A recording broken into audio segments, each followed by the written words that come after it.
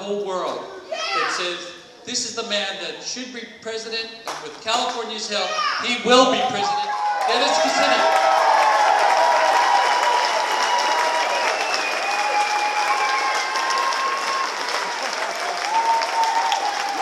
Thank you.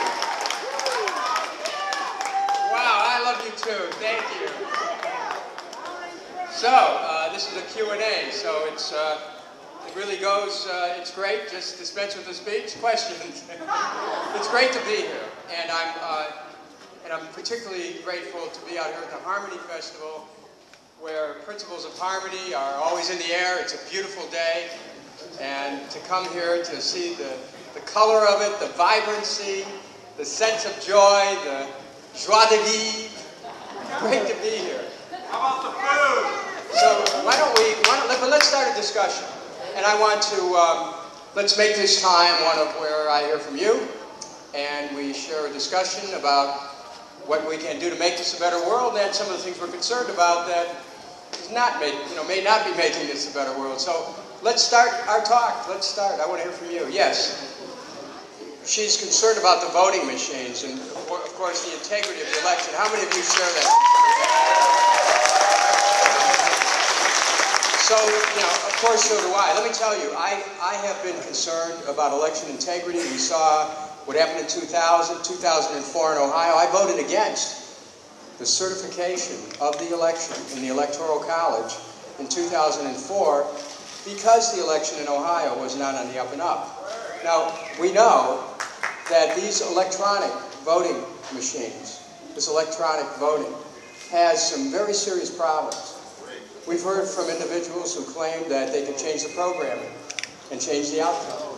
We've got to be concerned about that. So in my capacity as the chairman of domestic policy oversight, which has the broadest oversight of any subcommittee in the United States Congress, we're going to hold hearings and call Diebold and others in to justify their technology, make them accountable. In addition to that, I want all of you to know that very soon I will be introducing a bill. In the last Congress, it was H.R. 6200. This is a bill to create to have federal elections paper ballots. So there's a paper trail. So we don't have somehow votes cast and they're gone into the netherworld. Everywhere I go around the country, this is one of the top 3 questions that keeps coming up, because people are concerned about election integrity. The other thing I would tell all of you, consider where you vote and make sure that you know how the vote's being conducted, the kind of technology they're using, the laws that relate to whether you can be present to witness or to challenge. To make sure of that, because if you get a chance to participate in that way, you can play a role yourself in being able to assure the integrity of an election. We need more people involved at that level. Next question. You started a limited investigation into 9/11. Can you tell us anything new about that? Sometime in September, at a date that'll be as appropriate as possible, we're going to be holding what will be the first hearing in the Congress on 2 discrete issues relating to 9/11. They have to do with financial issues. I can't go into any more detail about it because I'm not at liberty to discuss it, but I will tell you this, that there are concerns that I've heard from people all over the country. But let me ask you something, because this is great to have this interactivity. How many of you believe that the whole story about 9/11 has not been told? See, this is something that has to be taken seriously, because I want to tell you, it isn't just that my audiences are kind of pre-selected. Wherever I go around the country, little qualification. Wherever I go around the country, people are expressing their concerns. And it's really a question of trust in government. People are lacking trust, which we understand that. So we have a responsibility, and I intend to do that as chairman of the subcommittee. And stay tuned on that, because I would think sometime in September you'll see a hearing scheduled, and I'll make sure the community knows about it. Gentleman with his hand up there. I really like how you represent integrity and harmony, and yet I have some apprehension about what's happening with the Democratic Party. And I wish the Democratic Party apparatus was behind you So what I want to know is what kind of harmony can be created so it stands more for principles that you represent. Let me first ask this: How many people here share the same concern about what's going on with the Democratic Party? I'll tell you what I'm concerned about. Let's go to 2006. I want to let you in on a meeting that took place by telephone with perhaps 100 members of Congress on the phone.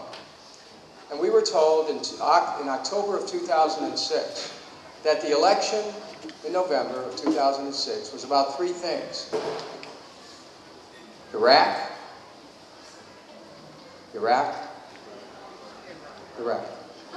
And so what happened is that all of us knew that the reason why the Democrats won the House and the Senate was because of the issue of the war. And people expected us to take a new direction, and that direction was out. But as soon as we won the election, some of our leaders began to say, well, we're going to make sure the troops are funded.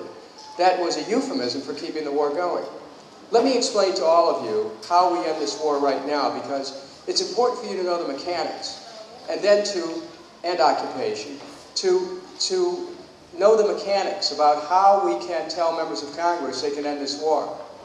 In order to have any bill to fund anything, you need a piece of paper. It has to have the writing as to what it's going to be going for, and you have to have a dollar amount. You know, we all grow up, you know, in junior high, you get the lesson how a law is made. You have a bill and it gets presented. Well, let me tell you something. When Congress says that it doesn't have the votes to stop this war, that's disingenuous, because the fact of the matter is, we simply can refuse to give the president a bill which would fund the war. This is really, it's that simple, okay? Now let me tell you where we're at right now with respect to this. 3 weeks ago, the House of Representatives and the Senate approved a bill providing $97 billion, keeps the war going through October 1st. That money, right now, when someone tells you, well, we have to defend the troops, let me tell you something. That money right now can be used to bring the troops home, to bring the equipment home, and to set in motion an international peacekeeping and security force which would move in as our troops leave. We have to understand that the occupation is fueling the insurgency, that no amount of U.S. presence is ever going to bring peace there, that the war was wrong from the beginning, that nothing we do can help except to get out. And so, it's important that you understand this, and maybe you already do, but you need to explain this to others. We need all to be messengers of the truth here, that the Democrats have the power to end the war just by simply refusing to give the president a bill and tell the president, Mr. President, you are going to have to bring these troops home. If he refuses to do that, that's still another cause for impeachment.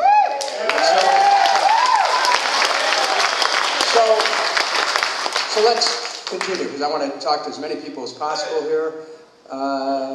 Yes. Well, the question relates to the corporate power structure. I was with Ralph Nader in Washington at a conference where we both spoke on Friday relative to Ralph is somebody I've worked with for 35 years, and I respect and honor his contribution to this country, because he's had the guts to challenge the corporation control of government, or influence in government.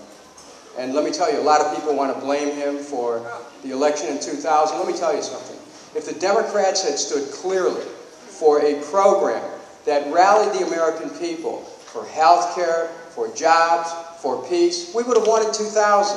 I don't accept this idea that you can just blame him. But let's go to the corporate issues you're asking about. Issue number one, corporate influence on government. The Supreme Court decision of Buckley versus Vallejo equated free speech with money and thereby opened the door for the private influence of money on the election process. As we speak, hedge funds have raised, well, they have $1 trillion in unregulated capital, but hedge funds, the managers of hedge funds are raising tens of millions of dollars for candidates in this election. And it's because they want to be able to influence the outcome of policies. Look what's happened in our economy. how we've seen so many industries have a shakeout where there's a concentration in utilities, electric utilities, in oil, in natural gas. We see a concentration in telecommunications and healthcare, of course. All of these things represent lack of competition, higher prices, a diminishment of the economic power of workers, because a lot of the mergers have meant lost jobs.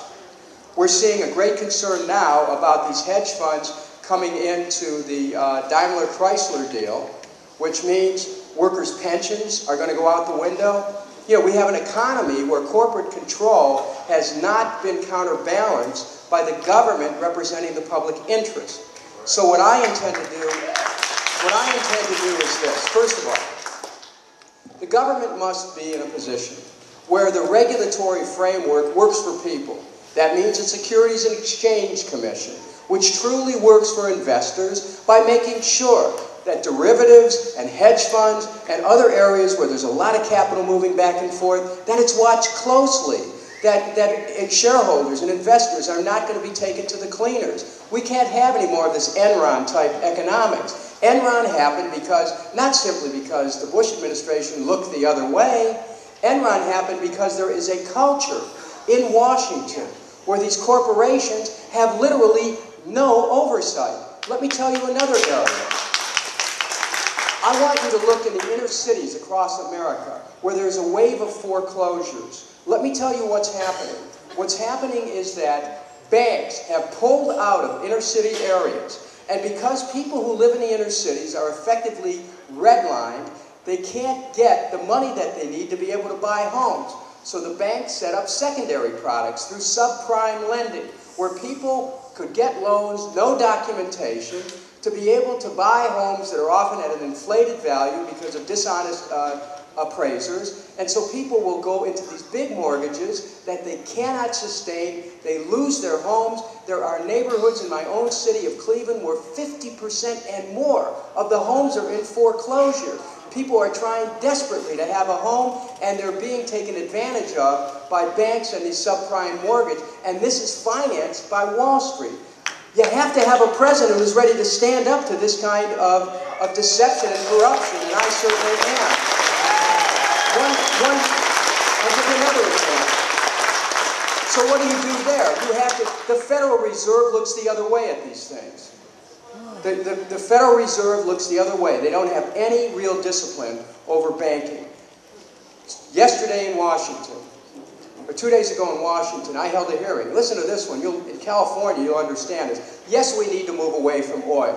Well, we have cars that are powered, though, by gasoline that comes from oil. We need to know the market economics of what's happening with the oil industry.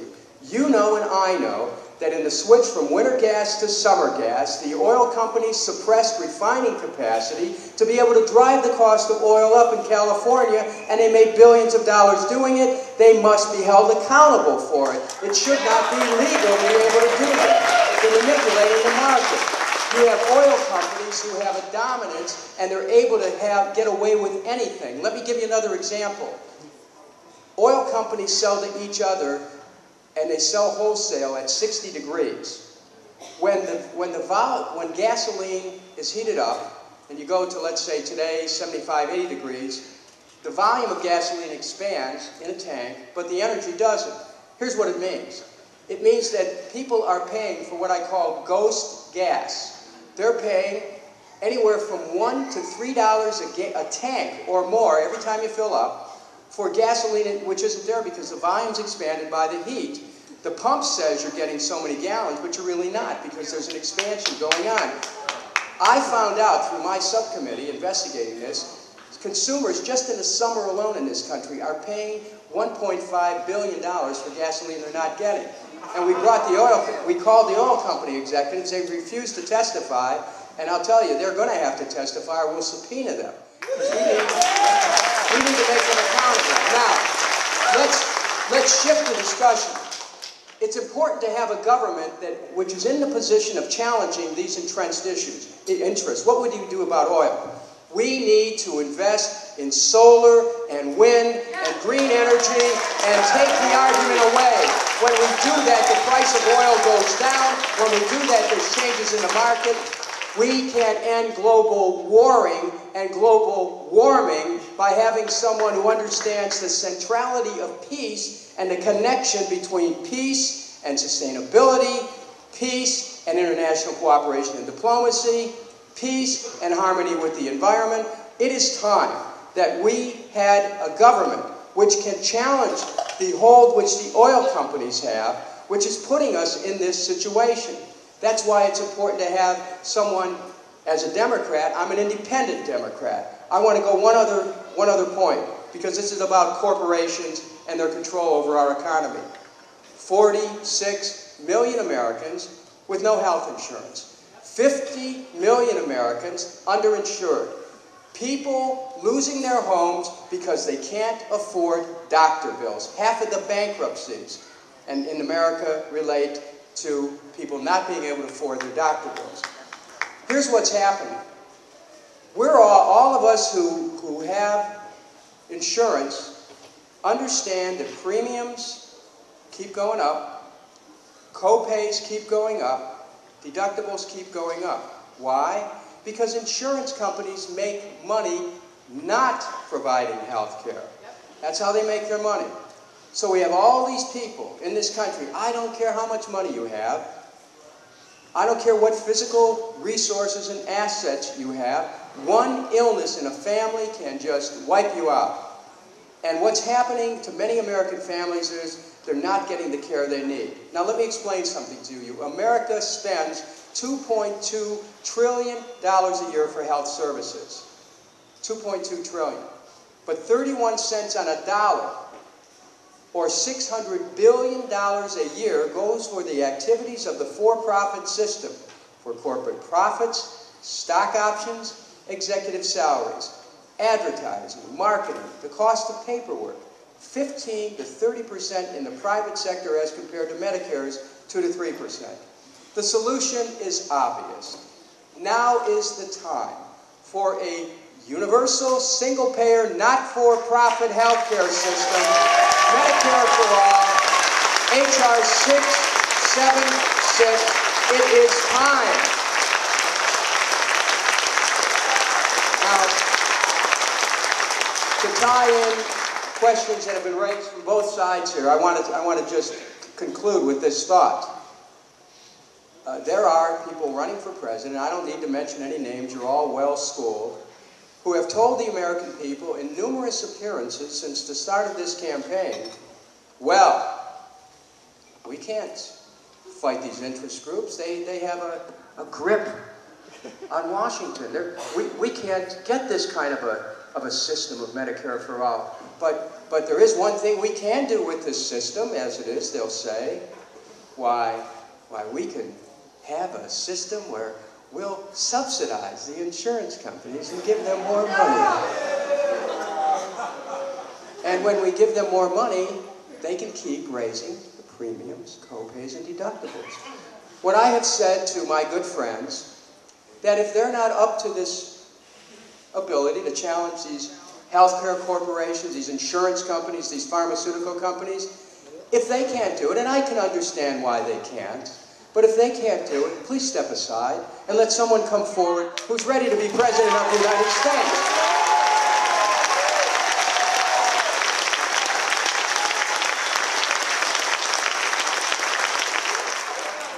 This is the question that relates to the corporate media. Doesn't seem to be covering this campaign or wanting to grant it any visibility. Let me just say, for all of you who studied philosophy, you know, Rene Descartes, you think, therefore I am. Thank you.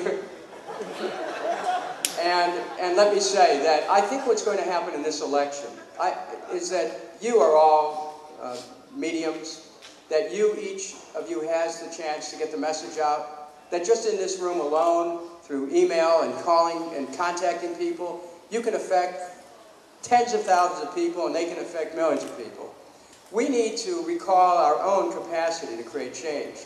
And so when I'm up there on the stage and, you know, I see what's going on and they're giving a few minutes here and a few minutes there, let me tell you something.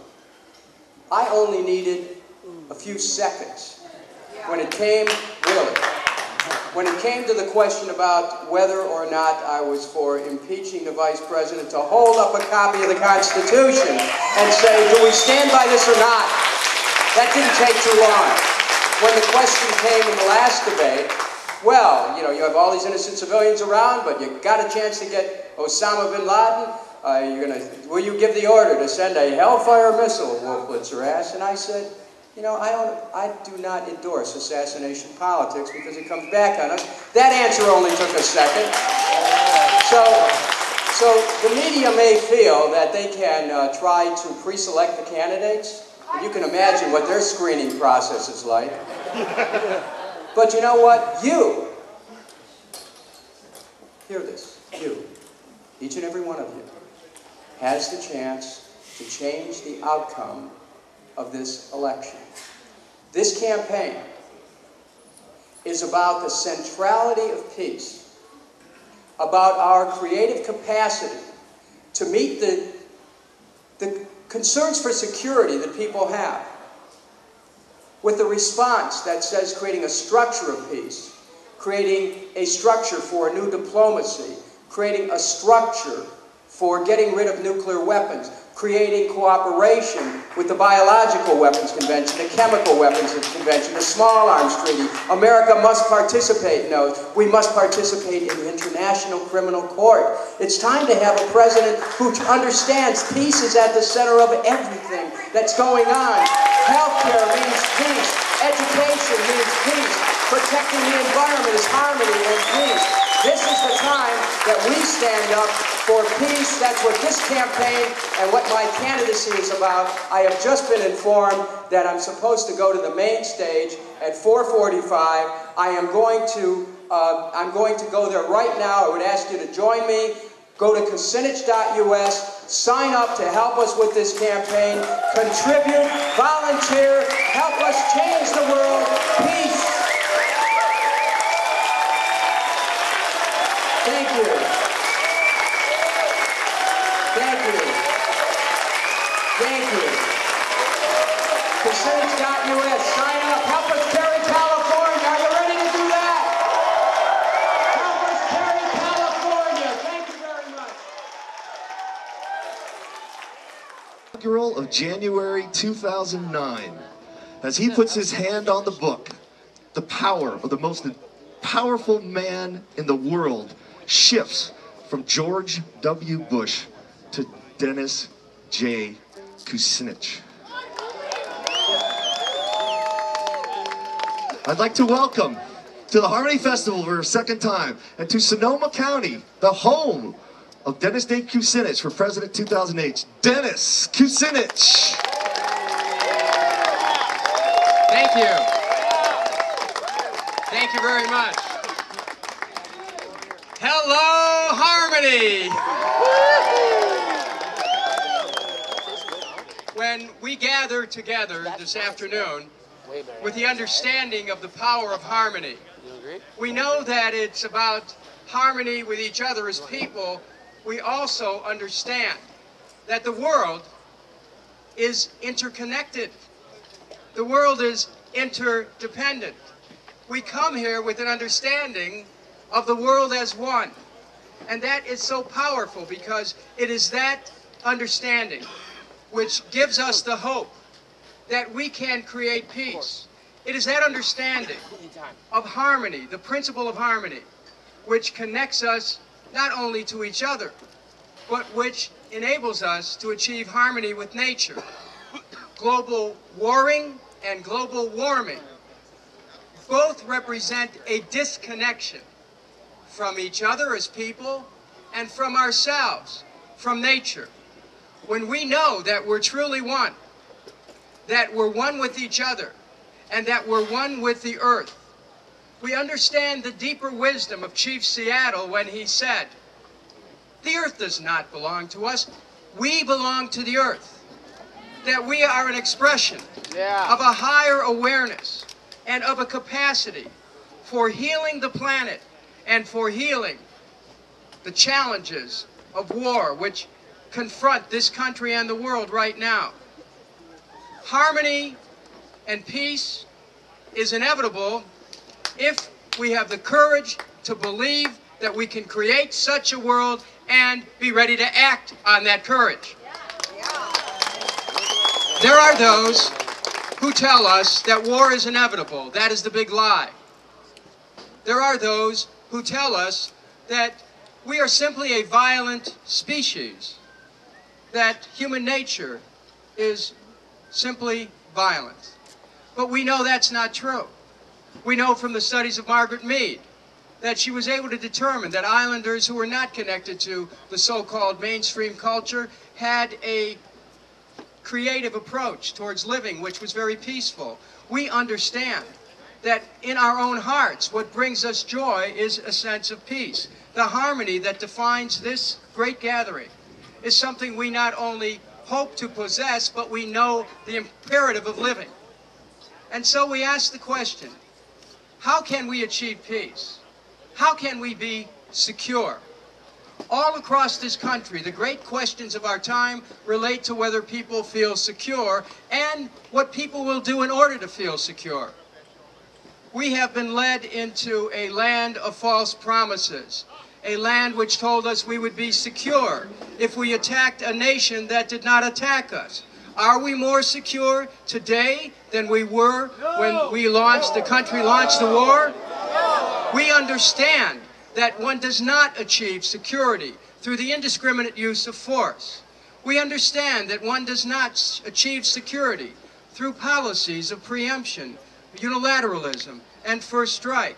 We understand that one does not achieve security through an approach which goes it alone and reflects separation, reflects fragmentation, reflects alienation. We achieve security through international cooperation. We achieve security through diplomacy. We achieve security through working with the nations of the world in meeting security challenges. We achieve security by focusing on those things here at home. Healthcare for all, jobs for all, education for all. We achieve security when we have a sense of a nation whose leaders are telling the truth. We achieve security when we are determined to address all those things which threaten human security, such as nuclear weapons. We achieve security when we move to abolish nuclear weapons. We achieve security when we move to abolish chemical weapons. We achieve security when we move to abolish biological weapons.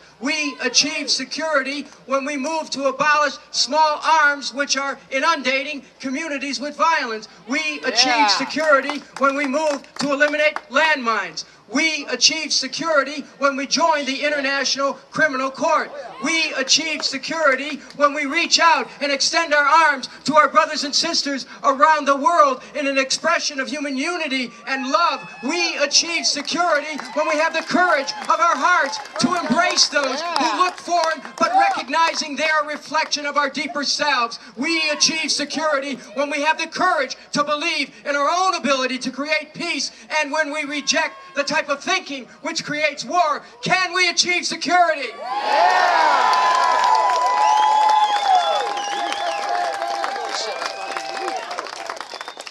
We're at a moment in human history where alienation has caused us to be separate from those we love, from people in other countries, from people of other religions.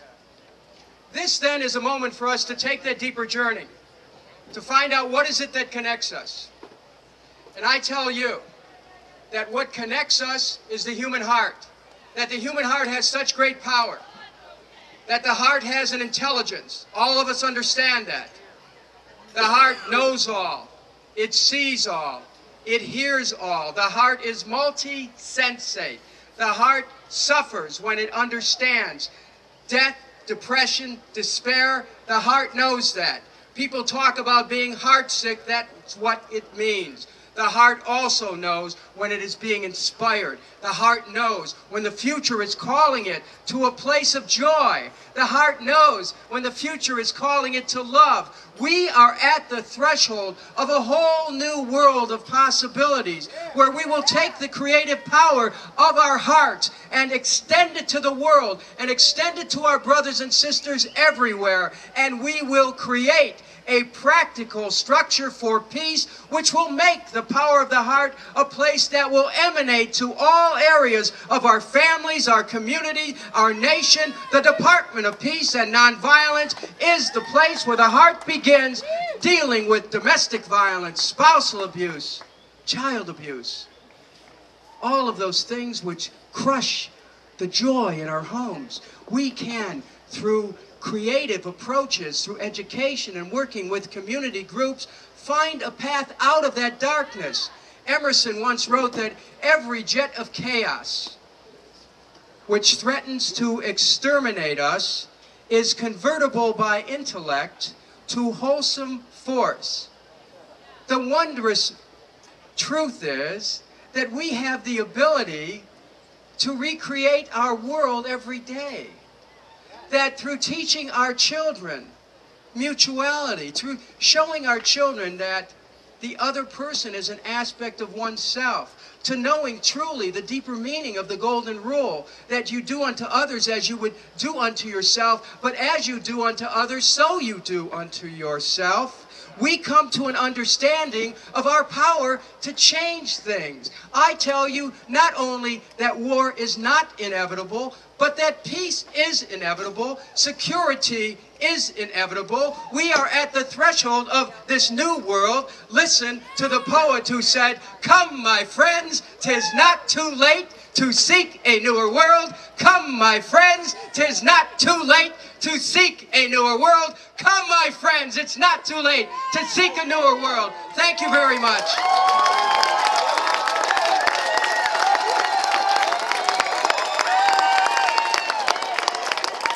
Thank you.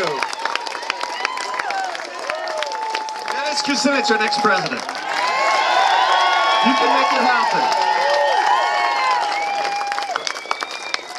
Kucinich.us, all the issues and everything is there. Dennis Kucinich, one more time. Thanks for coming out, Dennis.